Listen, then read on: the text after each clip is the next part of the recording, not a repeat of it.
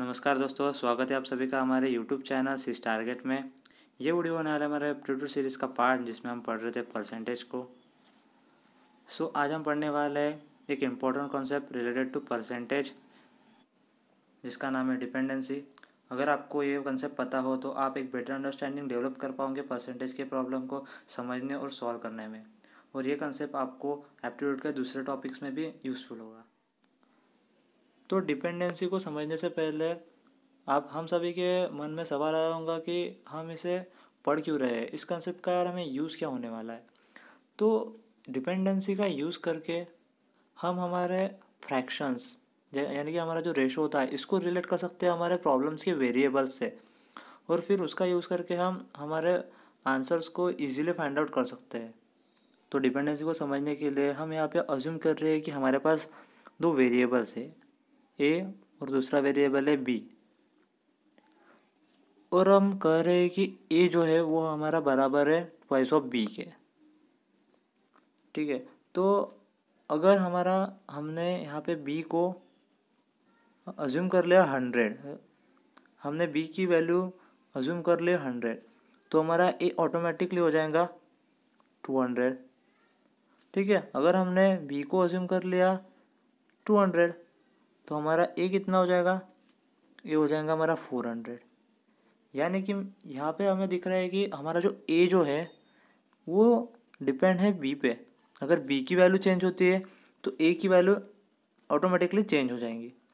तो यहाँ पे ए जो है वो हमारा हो गया डिपेंडेंट वेरिएबल, और बी जो है वो हो गया हमारा इंडिपेंडेंट वेरिएबल। तो अब हम इसको अपने रेशो में अप्लाई करके देखते हैं। तो रेशो या फिर फ्रैक्शन को हम लिख सकते हैं x divide by y form में। तो यहाँ पे हमारे पास दो वेरिएबल्स है, एक है हमारा न्यूमरेटर x और दूसरा है हमारा डिनोमिनेटर y।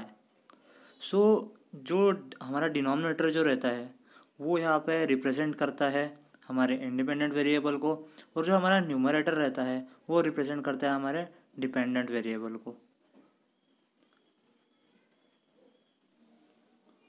इसे हम और अच्छी तरीके से हमारे एक एग्जांपल से देखते हैं। हमारा एग्जांपल ये है कि a इज़ 20% ऑफ b, मतलब a जो है वो हमारा 20% है b के। सबसे पहले हम 20% को लिख लेते हैं फ्रैक्शंस में। 20% जो है उसको फ्रैक्शन में कन्वर्ट करने के लिए हमें करना पड़ेगा 20 डिवाइड बाय 100, तो वो आ जाएगा हमारा 1/5। और अगर आपको परसेंटेज को फ्रैक्शन में कन्वर्ट करना सीखना है तो आप हमारी प्रीवियस सेशन देख सकते हो, उसमें मैंने पूरी तरीके से परसेंटेज को फ्रैक्शन में कन्वर्ट कैसे करते हैं वो हमने डिटेल में देख लिया था। अभी हमने कर लिया 20% को फ्रैक्शन में कन्वर्ट, हमारी वैल्यू आ गई है 1/5। अभी हम हमारे क्वेश्चन को देखते हैं। तो वहाँ पे लिखा है कि a इज़ 20% ऑफ b, यानी a जो है वो 20% है बोलते b के। अगर हमने b की वैल्यू 100 रख दी तो हमारा a आ जाएगा 20, क्योंकि a जो है वो 20% है हमारे b के, तो a आ जाएगा हमारा 20। वैसे ही अगर मैंने b की वैल्यू अगर 200 रख दी तो हमारा a आ जाएगा 40। यहाँ दिख रहा है कि हमारा a जो है वो डिपेंड कर रहा है हमारे b पे। तो हमारा a हो गया डिपेंडेंट वेरिएबल और हमारा b हो गया इंडिपेंडेंट वेरिएबल। हमने अभी देखा कि जो हमारा फ्रैक्शन है उसके न्यूमरेटर जो है वो रिप्रेजेंट करता है डिपेंडेंट वेरिएबल को, और डिनोमिनेटर जो है वो रिप्रेजेंट करता है इंडिपेंडेंट वेरिएबल को। तो जो हमारा b है इंडिपेंडेंट वेरिएबल उसका हम रेशो लिख सकते हैं 5 को, और जो हमारा डिपेंडेंट वेरिएबल है a उसका रेशो हम रिप्रेजेंट कर सकते हैं 1 से। तो इस तरह हमने हमारे वेरिएबल्स को रेशो से रिलेट कर लिया। हम एक और एग्जांपल देखते हैं, जो कि a man got 50% profit by on a x price. एक आदमी को 50% प्रॉफिट हुआ कुछ एक्स प्राइस पे। तो सबसे पहले हम 50% को रेशो में लिख लेते हैं। तो हमारा 50% हो जाएगा 1/2। ओके, यहाँ पे बोला है कि अगर जो है हमें एक्स प्राइस पे 50% का प्रॉफिट होता है। यानी अगर हमारी एक्स जो प्राइस है वो अगर 100 रुपीज़ हुई तो हमें प्रॉफिट कितना मिल जाएगा, प्रॉफिट मिल जाएगा 50 रुपीज़। और अगर हमारी एक्स जो है वो है 200 रुपीज़, सो हमें प्रॉफिट हो जाएगा 100 रुपीज़ का। तो यहाँ क्लियर दिख रहा है कि जो हमारा प्रॉफिट है वो डिपेंड कर रहा है एक्स पे। सो हमारा एक्स जो है वो इंडिपेंडेंट वेरिएबल है और जो हमारा प्रॉफिट है वो डिपेंडेंट वेरिएबल है। तो जो हमारा डिनोमिनेटर है वो हो जाएगा एक्स यानी प्राइस, और जो हमारा न्यूमरेटर है वो हो जाएगा प्रॉफिट। तो अभी हमने हमारे वेरिएबल्स को रेशो से रिलेट कैसे करते हैं ये सीख लिया है, यानी हमने डिपेंडेंसी को सीख लिया है। अभी हम इसे इम्प्लीमेंट कैसे करते हैं वो देखते हैं और सॉल्व करते हैं कुछ प्रॉब्लम्स। सो हमारा फर्स्ट प्रॉब्लम ऐसा है कि if x is 80% of y then what percent of y is x. मतलब अगर हमारा एक्स जो है वो वाई का 80% है तो हमारा वाई जो है वो एक्स का कितना परसेंट हो जाएगा। सो सबसे पहले हम 80% को फ्रैक्शंस में लिख लेते हैं। सो हमारा 80% यानी हो जाएगा 80/100, तो ये आ जाएगा हमारा 4/5। तो 80% का हमने फ्रैक्शन में लिख लिया 4/5। सो यहाँ पे अगर देखें फिर से तो x इज़ 80% ऑफ y, यानी x जो है वो 80% है y के, यानी y हमारा हो गया इंडिपेंडेंट वेरिएबल। सो हमारा जो डिनोमिनेटर है वो हो जाएगा y और जो हमारा न्यूमरेटर है वो हो जाएगा x। ओके, सो अभी हमें पूछा है कि what percent of y is x, यानी y x का कितना परसेंट है। सो सबसे पहले हम लिख लेंगे हमारी y की रेशो की वैल्यू को, जो कि हमारी 5। और अब यहाँ पे हमें पूछा है कि y x का कितना परसेंट है। सो हमारे y को कंपेयर किया है x से, तो हमारा x जो है वो आ जाएगा हमारे डिनोमिनेटर में। तो हम x की जो रेशो वैल्यू है 4 उसको लिख लेंगे हमारे डिनोमिनेटर में। तो ये आ गया हमारी रेशो। तो रेशो को परसेंटेज में कन्वर्ट करने के लिए हम उसको 100 से मल्टीप्लाई करते हैं। सो अभी हमने 4 को 100 से काटा तो आ जाएगा हमारा 25, और 25 को 5 से किया तो आ जाएगा हमारा 125%, जो कि हमारा आंसर है ऑप्शन नंबर डी। तो बढ़ते हैं हमारे नेक्स्ट प्रॉब्लम की तरफ। तो हमारा नेक्स्ट प्रॉब्लम ये है कि Guddu earns 50% more than Bablu, then Bablu earns what percent less than Guddu. यानी कि जो गुड्डू जो है वो 50% ज़्यादा कमाता है बबलू से, तो बबलू कितना परसेंट कम कमाता है गुड्डू से। तो सबसे पहले हम 50% को फ्रैक्शन में लिख लेंगे हमारे, तो 50% हो जाता है 1/2।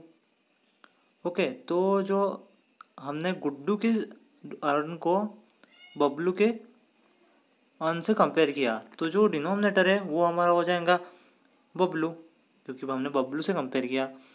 ओके, और जो हमारा अभी गुड्डू जो है वो क्या है 50% ज़्यादा कमाता है बबलू से, यानी बबलू की जितनी भी अर्निंग होंगी, यहाँ पे 2 है रेशो, तो उससे 50% ज़्यादा, यानी जो हमारा न्यूमरेटर अभी इस बार हो जाएगा वो हो जाएगा मोर। सो गुड्डू क्या हो जाएगा, गुड्डू की अर्निंग हो जाएंगी 2+1, यानी गुड्डू का जो अर्निंग का रेशो है उसको हम रिलेट कर सकते हैं 3 से। सो हमारा बबलू का रेशो हो गया 2, गुड्डू का रेशो हो गया 3। तो अभी क्वेश्चन पूछा है कि Bablu earn what percent less than Guddu. तो बबलू कितना कमाता है 2 और गुड्डू कितना कमाता है 3, यानी कितना कम, एक कम। किससे, हमारे गुड्डू से। तो यहाँ डिनोमिनेटर में फिर से क्या आ जाएगा 3, 1/3। ये हो गया हमारा फ्रैक्शन। इसको हम परसेंटेज में कन्वर्ट करेंगे तो हम 100 से मल्टीप्लाई, और ये आ जाएगा हमारा 33.33%। तो अब बढ़ते हैं हमारे नेक्स्ट क्वेश्चन की तरफ, जो कि है if 16 2/3% of a number is 9 then what is the number. अगर हम किसी नंबर का 16 2/3% निकालें तो वो 9 हो जाता है, तो फिर जो हमारा ओरिजिनल नंबर था वो क्या था।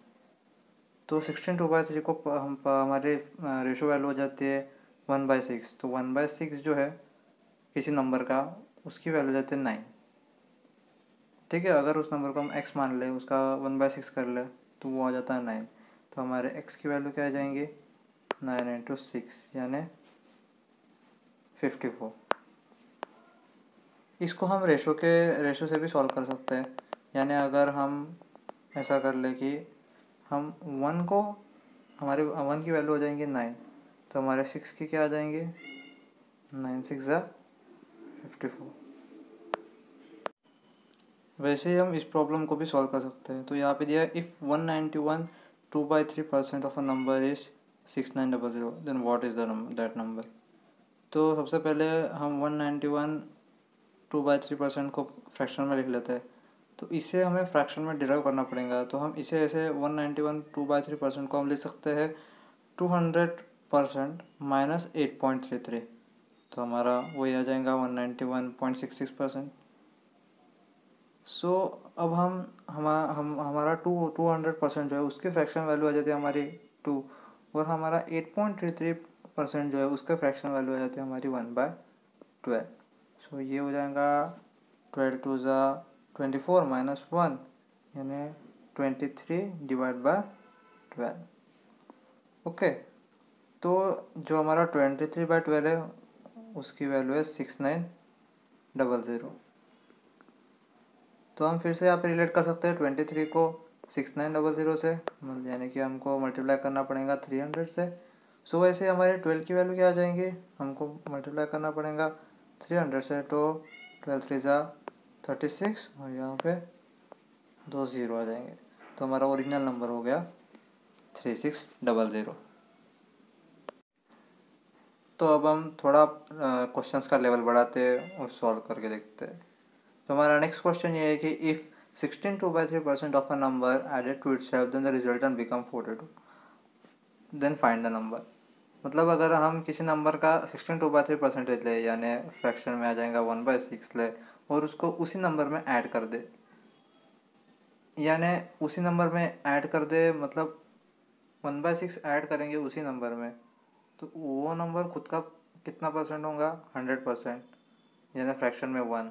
तो हमारा आ जाएगा 6 × 1 6 + 1 = 7 एंड /6। तो ये 7/6 जो है वो हमारे है बोलते इक्वल टू 42 के।